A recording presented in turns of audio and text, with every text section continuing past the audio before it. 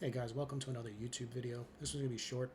Basically what we're going to do here is I'm going to show you specifically how we can pull the system serial number on any hardware, desktop, server. Typically speaking, you're going to want to run this from the actual host if it's on a server versus a guest. And then if you're on a desktop, and it's as long as it's a physical machine, this should help you pull the serial number of the machine or the Dell service tag number if this is a Dell. So what you're going to want to do is open up command prompt as admin. Once you have command prompt opened, the command is simple. It's just Wmic bios get serial number. Serial number is one word. Once you execute this command, it'll give you the service tag number of the machine.